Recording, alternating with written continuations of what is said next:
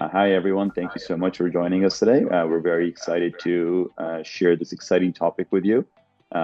We've been working with Saber for a long time, and we've seen his business grow. And this is one of the latest strategies that he's employed to grow even faster.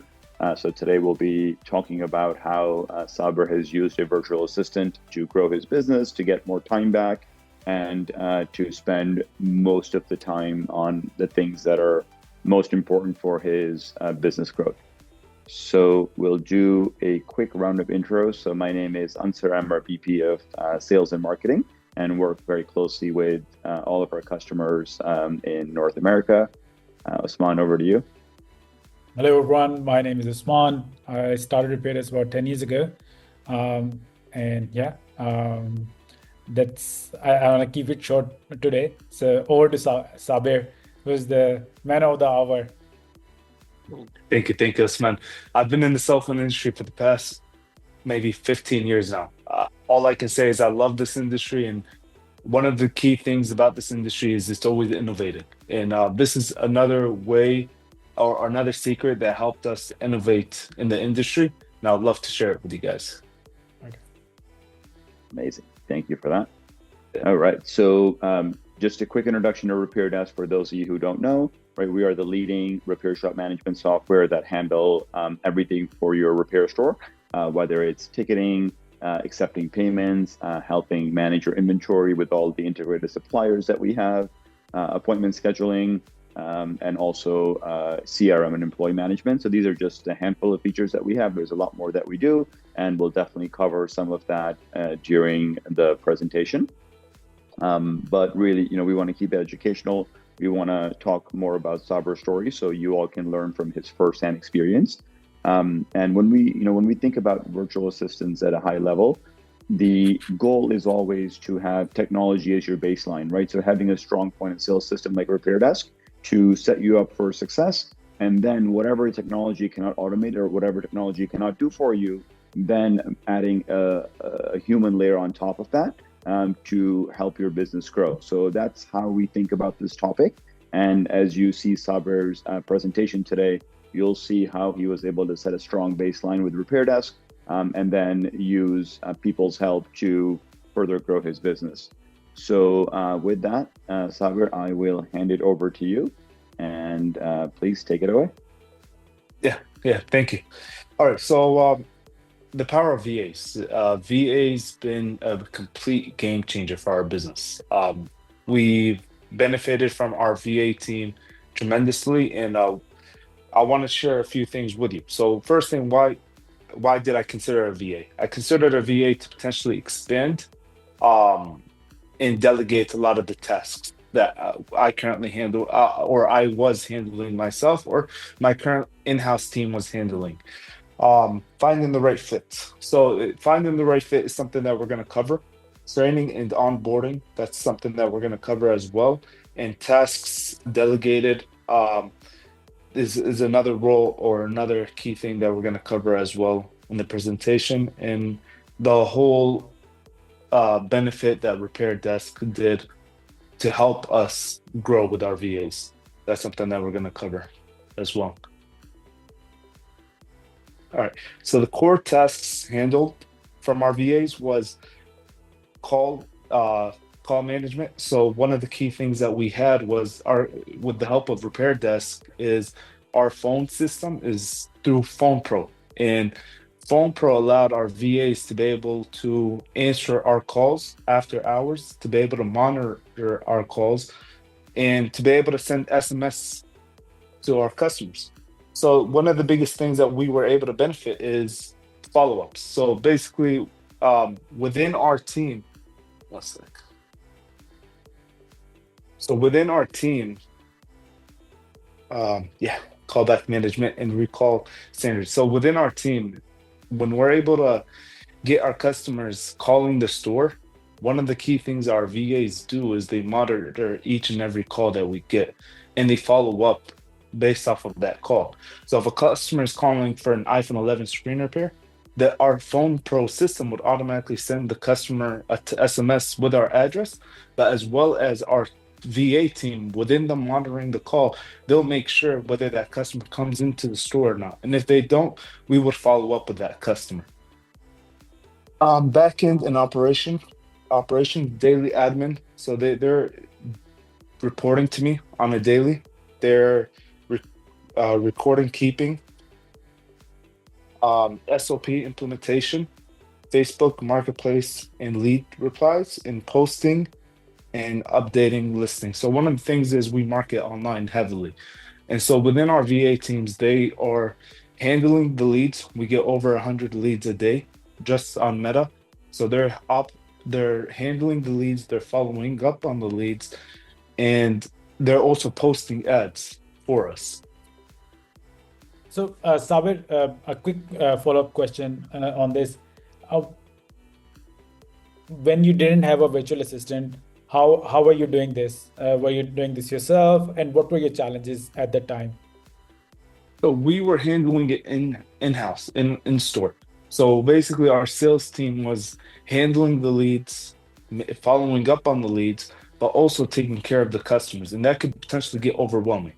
So when we were able to hire a VA just to focus solely on the leads, it was a complete changer, because that one person job just became that one job, and they were able to maintain it, grow it, and expand onto it. Okay, perfect. So let's say we want to keep it slightly conversational as well, so people don't feel like we are doing slide reading. Yeah. So let's say a customer calls your store today. You mentioned that you, after each call, you send them a quote as well. How does it work? Can you expand on that? Yeah. So let's say we get a call. That call is going to be handled within one of our team members in store, and so that call is also monitored. And it's monitored through one of our VAs. And the VAs, what they're doing is they're making sure that the employee at the store is handling the call to our standards. And if it's not, they'll handle it, they'll address it, and they'll correct it. But at the same time, they would potentially, if there's room for them to follow up on it, they'll follow up. So if a customer's calling, let's say for a phone repair, and our employees at the store, they always ask our customers, when do you plan on coming in?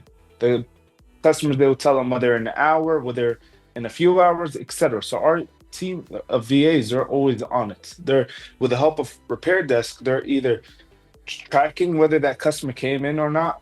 They're either following up through the SMS. So it's in that nature.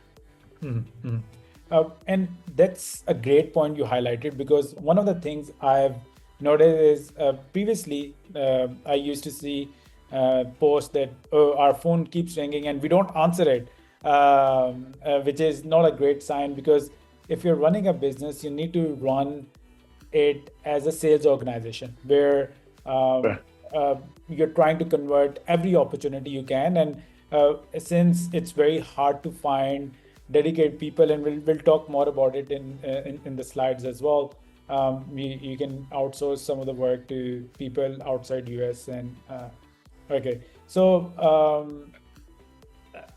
you mentioned that your team monitors these calls as well. Let's say if a customer said that, okay, I'll come in 4 hours, and it doesn't do that, what happens over there? So the VA, see, here's the thing, we're not in store. We weren't able to do such a thing. We weren't following up to this extent. But once we got a VA that was only assigned call monitoring, they were assigned to that, and they were able to focus onto that. So if a customer says they're going to come in 4 hours, and if they don't, they're going to receive a follow-up text message from us, just following up if they would want to reschedule, what happened, etc. One thing that I like to say is we do got to follow up in order to make the sale. And sales, just like, for example, I'm in the market of buying a new car. I reached out to a couple of car dealerships, and the person that I'm going with to purchase the car is the person that followed up with me. The other people didn't, So it's like, if you follow up, there's a good chances of you making that sale on the second attempt or third attempt. Exactly. And we have noticed this in our business as well. Let's say when someone is looking for a point of sale software, he goes to 2 to 3 different companies, and whoever calls Yeah. first, and keep following up as well.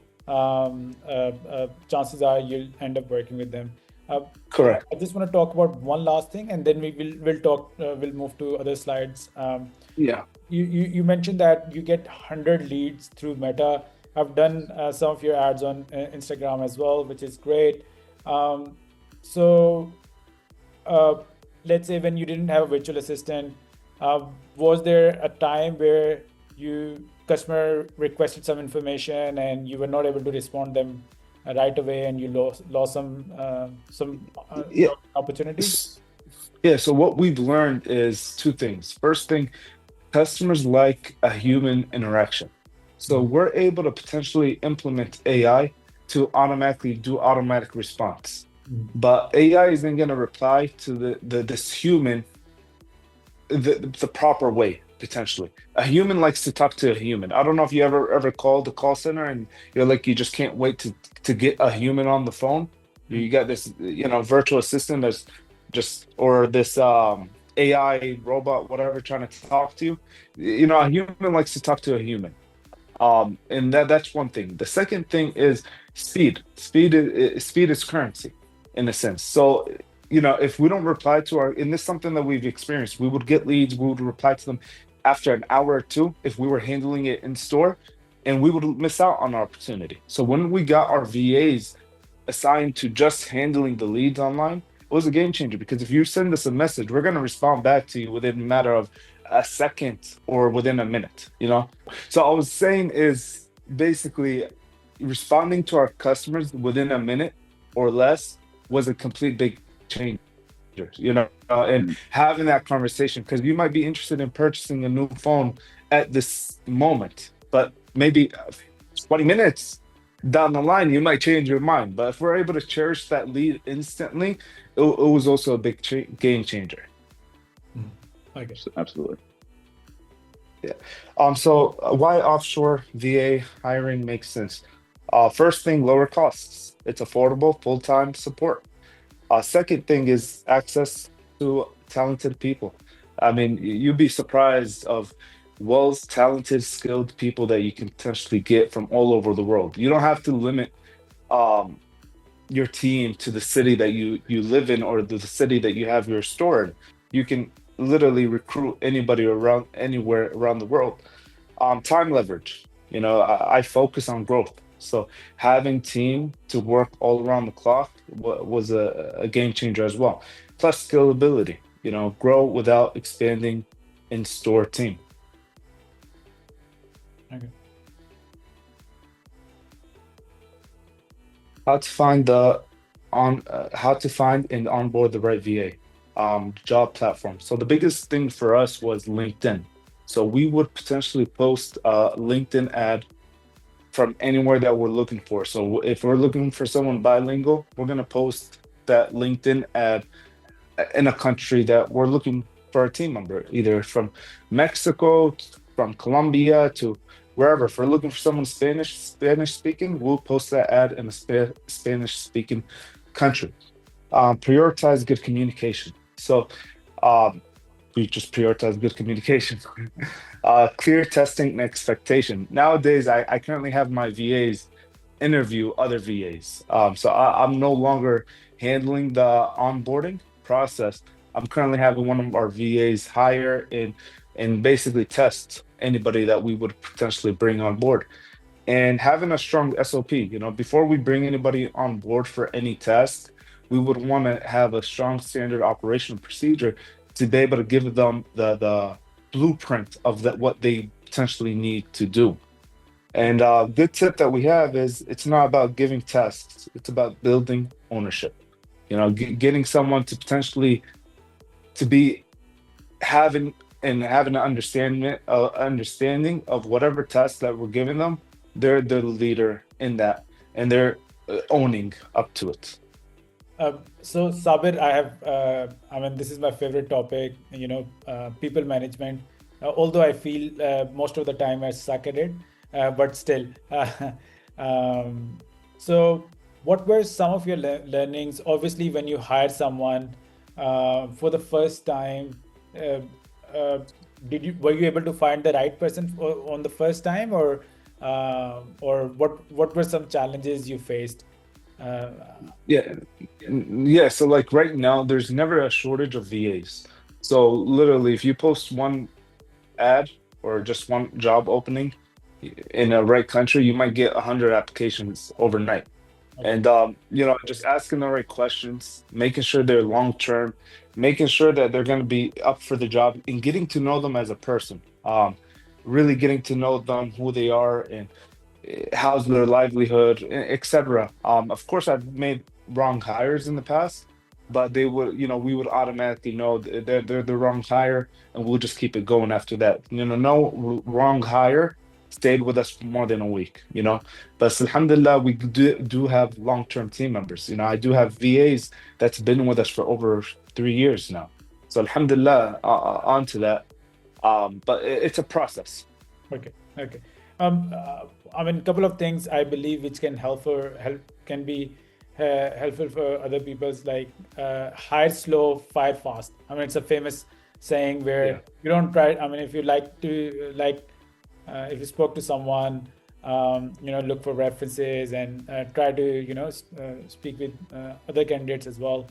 Um, Another important thing is figuring out if they have the relevant skill set or not. If they're doing a virtual assistant job for the first time, maybe they don't understand they don't understand the basics. They haven't used a CRM before, and you will be teaching a lot of things for the first time.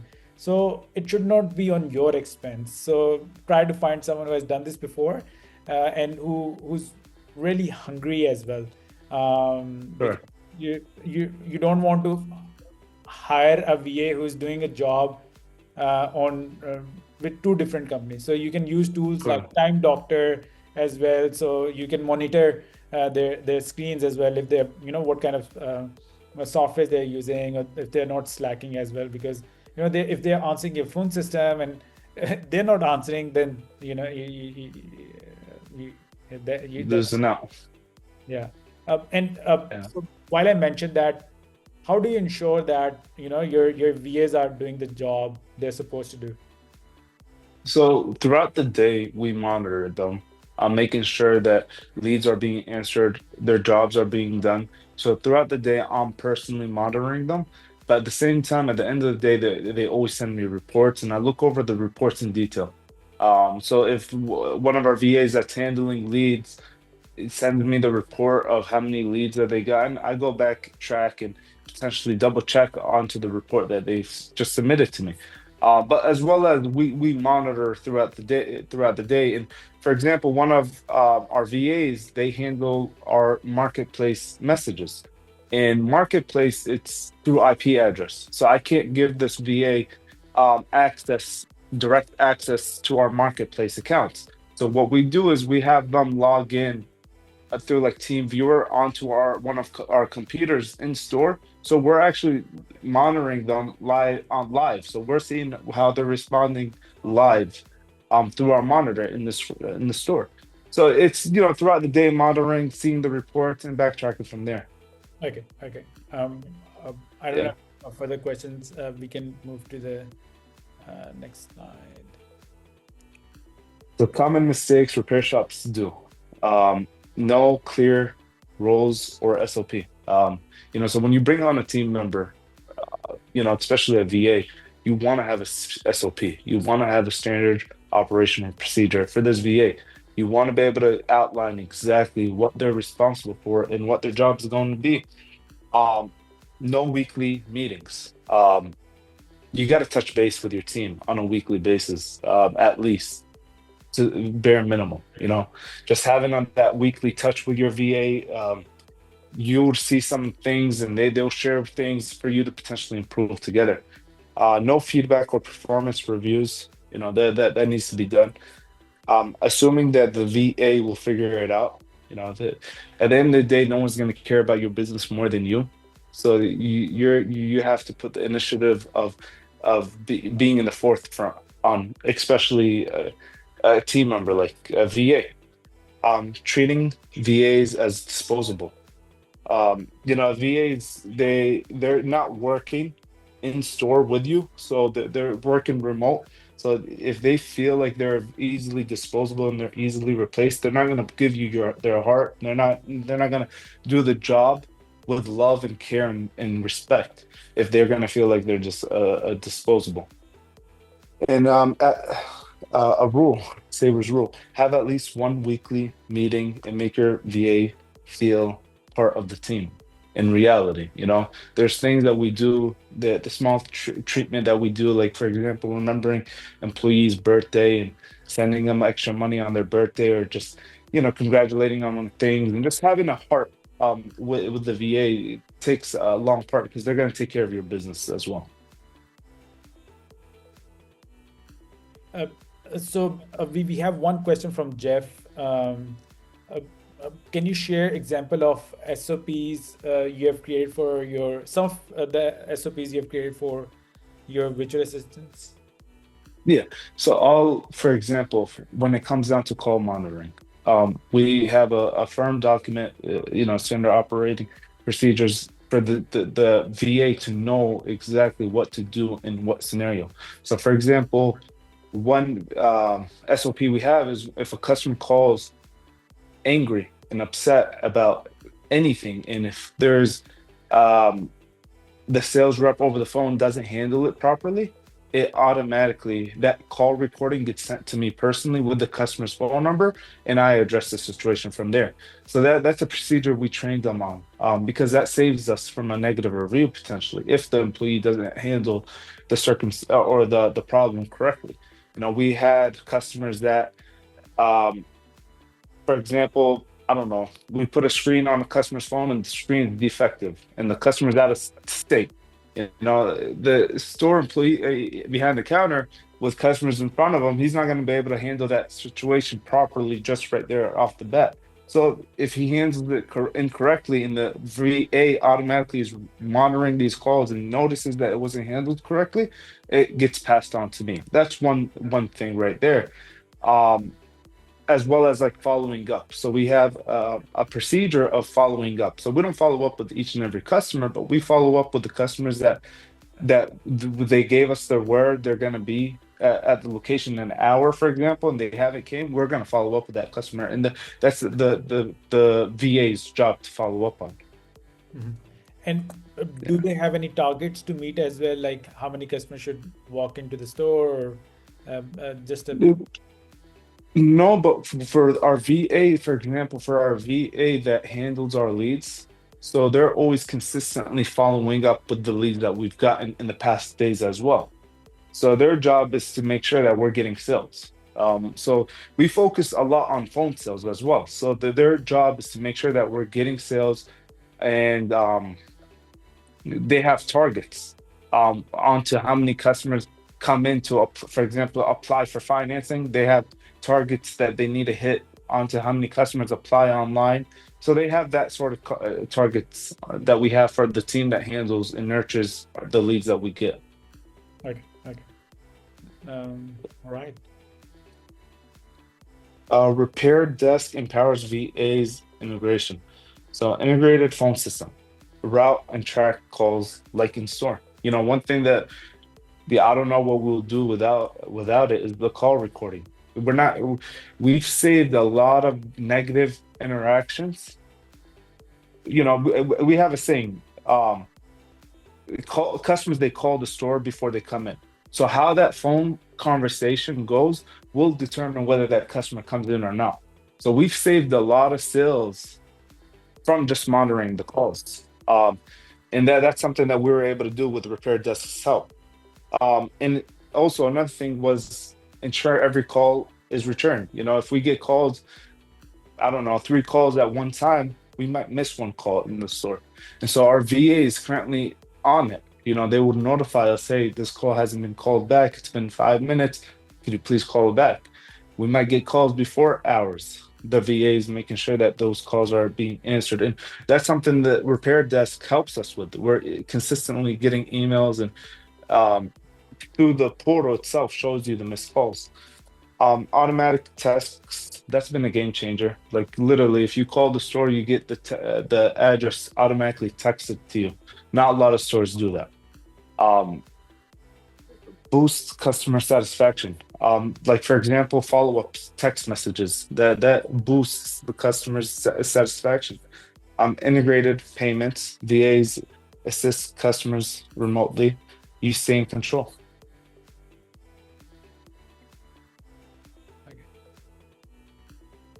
So I assume that you have given your virtual admins the access to RepairDesk. Is that correct?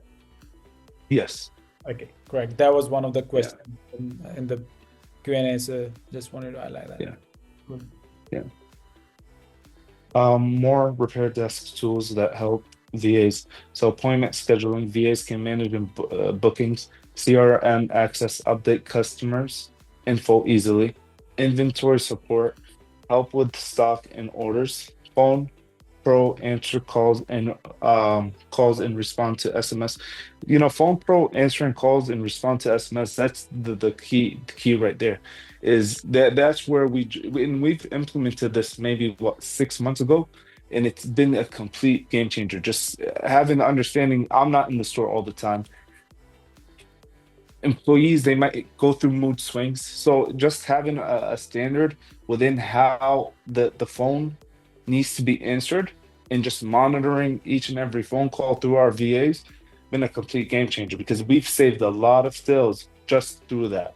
There is a customer, for example, I'll give you a story. What one of my VAs, they shared this to me, is we had a customer call about financing and we sent them the link and they didn't get approved, and that was just that.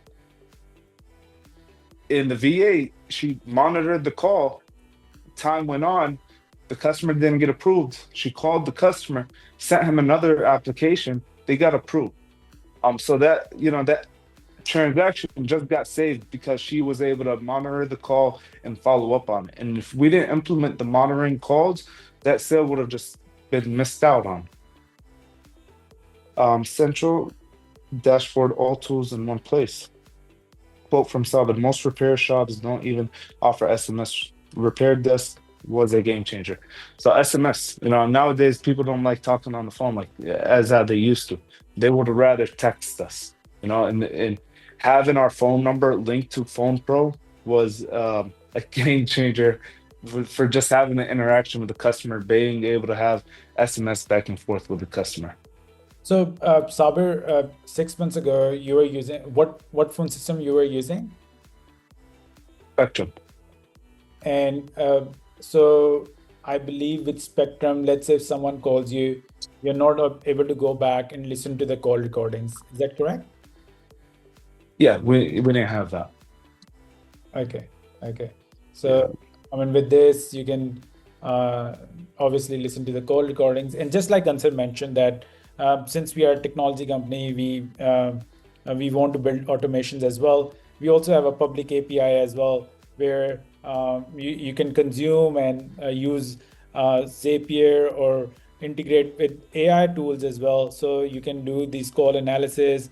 It's not a rocket science. You can ask ChatGPT on how I can do that, and then you can build these automations. But for some businesses who are not, I believe a good start can be, using VA as well. So just wanted to add over there. So when we switched to PhonePro, the biggest thing was the call recordings, the system, having the system pop up. Like for example, if a customer calls, we didn't know what their name was. We didn't know if they had a ticket with us. We didn't know that they just had dropped off their phone. So now if a customer calls and they just had dropped off their phone, my team, they're answering it like, "Hey, John, how you doing? The phone is about to finish," et cetera, because we have that easily pop up. As well as the SMS, just being able to communicate through people through SMS. Because, like, for example, I don't know if it goes with you too, but nowadays I feel more comfortable just texting instead of getting on a phone call, because I'm able to text 5 people, have a conversation with 5 people at a time, than I can in a simple phone call. So customers are the same exact way. So SMS really helped. And having the automatic text message sent to our customers with our address, that was priceless. Okay. Yeah, you're right. I'm a little weird myself. where I put my phone on airplane all day, so not a lot Yeah. of call me. So yeah, but I prefer emails myself. But okay, we can go. Yeah. Yeah. Advice from Saber to shop owners: treat your VAs with respect. And this is something that I've learned is the VAs that alhamdulillah, I was able to bring on board. These VAs treated they had a different work ethic than what I've seen here. They had a whole completely different work ethic from the employees that I was able to recruit locally, in a sense. They have really strong work ethic, and all they would potentially want is respect and to grow within the company. And we were able to do that, and they were able to repay us with their hard work. Make them feel included. Share the company's mission with them. Them not working inside the store could potentially throw them off, and reminding them the company's mission would always keep them in track. Second, regularly, I'm consistently in communication with our VAs. Empower them with ownership. Let them own the role that they are working for, and delegate the project, not the step. Give them the vision.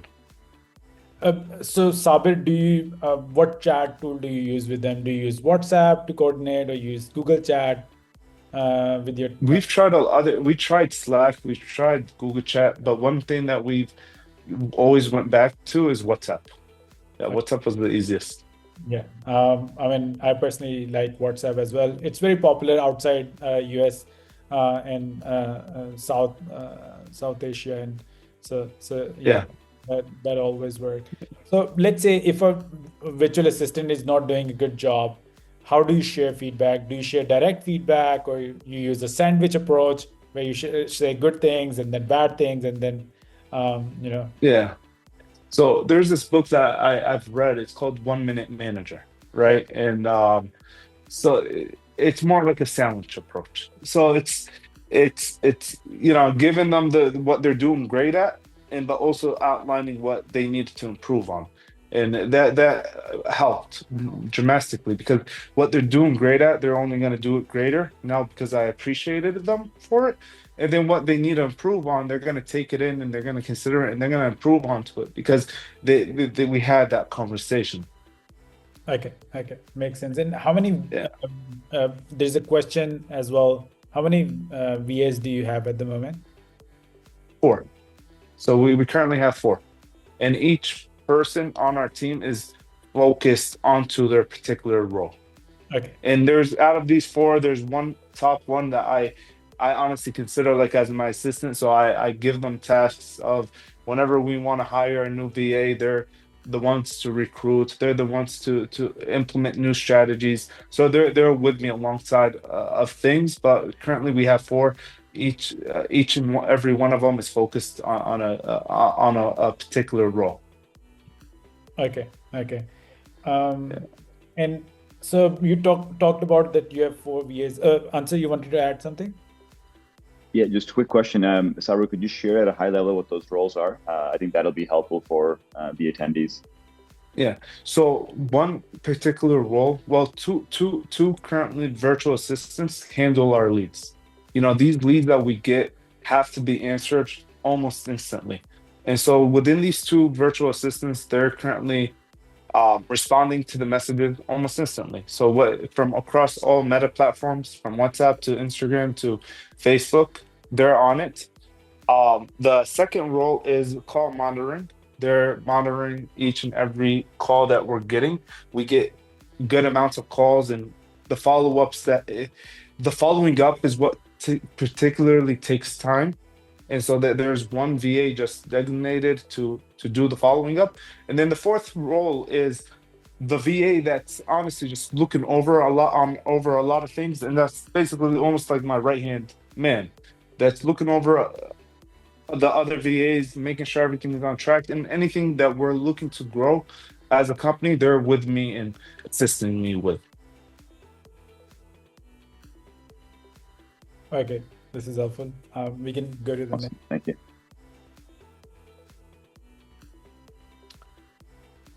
Okay, looks like we covered Q&A and But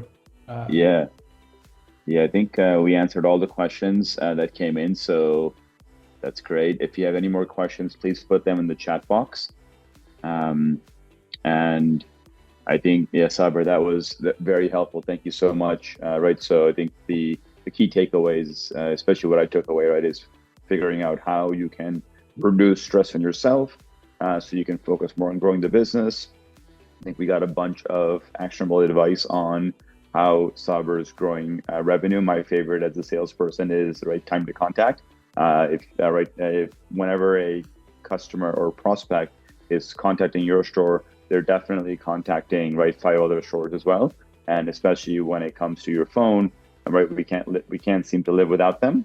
They don't want to wait, even an extra minute. So I'm sure, Saber, if you round the numbers, just that one practice alone probably gets you a few extra $1,000 in revenue every month. And what's also, I think, amazing about this is, right, this is not a professor who came up with the theory who's recommending this, right? This is Saber doing this all day and proving that it works. So if it works for him in Tampa, I'm sure it's going to work for you all in anywhere in America or anywhere in the world. Usman and Saber, any other closing remarks? So since we have other repair shop owners as well, Saber, just on a high level, what do you do to market your business? You run ads as well, but can you be a bit more specific? There's one key thing that you feel that other repair shops, other than following up customers, answering calls, and reaching out to customers, you do really well. That helps you with device sales and buying devices or getting customers walk in. Yeah. So 3 things. First thing is we really focus on our brand. We focus on branding ourselves. We do a lot of creative things that helps us, create the brand that we want to be known for. Our slogan is "Where Customers Matter." So we do things within the community to stand for what we want to be known for, is where customers matter. So it's just growing our brand. We've done things like music videos. We've done things where we will bring local influencers in the store. In that sense, just to solely focus on branding ourselves. The second thing is advertising. Pay for leads, pay for clicks, pay for views. Whether it's on Google, whether it's on Meta, we just pay for views, and we come up with great creatives, and we just want to put it out there in people's eyes, and that's been a dramatic help. And the third thing is we focus on our current customers. One thing that with the help of RepairDesk is after each and every customer that shops with us, they receive a text message from us just asking them solely how was their experience. A lot of times their experience is phenomenal, and we reply back saying, great to hear that. If you ever need anything, let us know. And if you can do us a favor, is just to spread the word. And you'd be surprised how many referrals that we get from that just simple text message that we will send out to the customers. I remember one time, Usman, I got on a call with you because there was something regarding the text messages. We weren't able to do that no more. I don't know if you remember that call, but that right there is perhaps a big advertising revenue for us, just by following up with our customers, asking them how their experience was. Because if their experience was great, we're going to ask them to do us that small favor. And if their experience was not too pleasant, we would want to correct that and go from there. And that just changed things for us as well. Yeah, that's amazing. Yeah, and I don't know why repair shops don't use automations where, let's say, whenever they complete a repair, after 24 hours, based on our data, during the morning time around 11 or 12, if they follow up saying how was their experience and if it was great, please leave us a review, because every review you get will increase your chances to be on first page of Google. So if people search for a phone repair near me, if you have more reviews, more people talking about you, you will be on first page of Google. Do you invest in SEO, search engine optimization as well, or you don't do that? Yeah. Yeah, we do. We've been doing SEO since day one. We just been we do it on Bing and we do it on Google. And right now we're working on potentially working on like the AI tools out there because a lot of people nowadays are searching on Meta AI and Chat GPT and so we're investing into that as well. Oh wow! So you're already Yeah. ahead of everything. Yeah. Yeah. Just last week, the store manager told me literally he had a customer that searched us up on ChatGPT and they were able to find us. So I've been able to see the results from that. And SEO is a big thing. There isn't nothing but better than organic growth. And that's why the third thing of literally just asking for the customers um, feedback and then asking them just to spread the word. Because what we've learned is if they see an advertisement from us, is good, but if they get a referral from, let's say, their cousin or their brother, it hits them differently. So, and plus, if they search us up and we're there organically, it hits them differently as well. So that helped. Okay, yeah, that's a great piece of advice. I have one last question, and say, sorry, I'm asking a lot of questions today. So you mentioned that you also offer financing. Um, I've seen that some stores don't do financing still, or they use very few options. Uh, which financing companies do you use? I know you use Affirm. Are there any other companies you use, and any advice on financing over there? Yeah, so we use three. Our firm is one. The second one is American First Finance, and the third one is Progressive.